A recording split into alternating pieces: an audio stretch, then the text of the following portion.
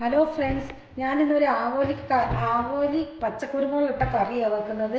അതിന് മഞ്ഞളും ഉപ്പിട്ടിട്ട് ആദ്യം ഈ മീനൊന്ന് പൊരിച്ച് വെച്ചിട്ട്, പൊരിക്കാന്ന് പറഞ്ഞാൽ ചെറുങ്ങനെ പൊരിച്ചിട്ടുള്ള നല്ലപോലെ പൊരിയാൻ പാടില്ല. കറി ഉണ്ടാക്കാൻ ആദ്യം ഇതൊക്കെ അരച്ചെടുക്കണം. ഇത് ഞാൻ 2 ഉള്ളി എടുത്ത്, ഉള്ളി നിങ്ങൾക്ക് എത്ര മീൻ വെച്ചാൽ അതിനനുസരിച്ച് എടുത്താൽ മതി. അരയ്ക്കാൻ വേണ്ടി എങ്ങനെ കഷ്ണമാക്കിയാലും വേണ്ടിയില്ല. എന്നിട്ട് അത് ഇടുക. കുറച്ച് ഇഞ്ചിൻ്റെ കഷ്ണം ഇടുക. പിന്നെ മെയിൻ ഇൻഗ്രീഡിയൻ്റ് ആണ് ഈ പച്ചക്കുരുമുളക്. ഇത് ഇടുക.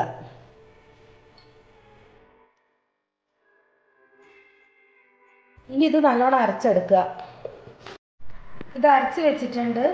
ഇനി ഉരുളി ചൂടയിൽ കുറച്ച് വെളിച്ചെണ്ണ ഒഴിക്കുക. ഇത് നിങ്ങൾക്ക് വേണമെങ്കിൽ സ്പൈസസ് വേണമെങ്കിൽ പട്ട, ഗ്രാമ്പൂ, ഏലക്കയൊക്കെ ഇടാം. പക്ഷെ ഞങ്ങൾ മീനാവുന്ന സമയത്ത് അതൊക്കെ ഇട്ടിട്ടുണ്ടെങ്കിൽ ശരിക്കുള്ളൊരു ചുവ പോകും. അതുകൊണ്ട് ഞങ്ങൾ ഇടലില്ല. നിങ്ങൾക്ക് വേണമെങ്കിൽ ഇടാം. ഇനി ഈ അരച്ച് വെച്ചിട്ടുള്ള ഈ മസാല ഇതിലേക്ക് ഇടുക.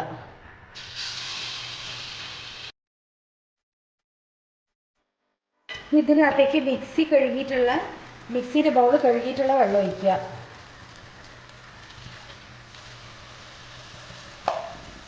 നല്ലോണം ഒന്ന് വാട്ടുക.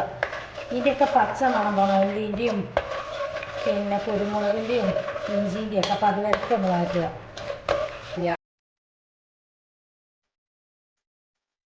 ഇതിലേക്ക് കുറച്ച് തൈര് ഒഴിക്കുക.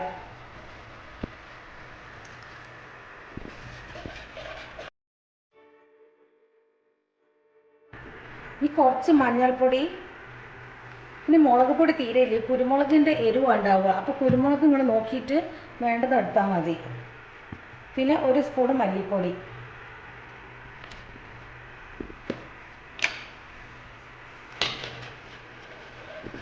നല്ല ഇളക്കുക.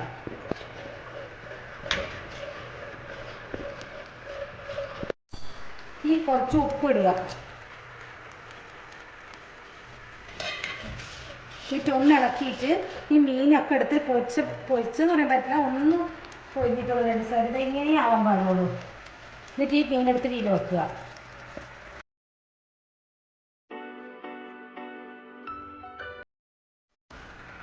കുറച്ച് വെള്ളം ഒഴിച്ചിട്ട് ഈ മീനൊന്ന് വേഗമല്ല, കുറച്ച് വെള്ളം ഒഴിക്കുക.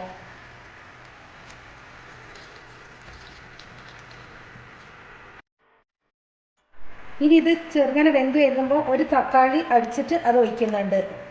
ഇതിൻ്റെ അകത്ത് ഇതുപോലെ കുറച്ച് വെള്ളം ഒഴിച്ചിട്ട് അങ്ങോട്ട് ഒഴിക്കാം.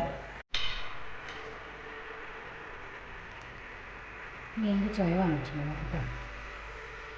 ഇല്ല, ആയിട്ടില്ല. നല്ലോണം ചുവ മീൻ്റെ വെന്തിട്ട് വെന്താലും മീൻകറിക്ക് ടേസ്റ്റ് കിട്ടും. ഇനി കുറച്ച് ഫ്രഷ് ക്രീം ഒഴിക്കുക. കുറച്ച് അണ്ടിപ്പരിപ്പ് അരച്ചത് അത് ഒഴിക്കുക.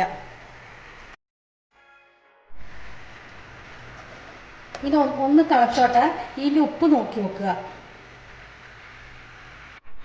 മെല്ലെ ഇളക്കുക. മീൻ ഉടഞ്ഞു പോകാണ്ട് മെല്ലെ ഇളക്കണം. ഇതൊന്ന് തിളക്കട്ടെ. ഇനി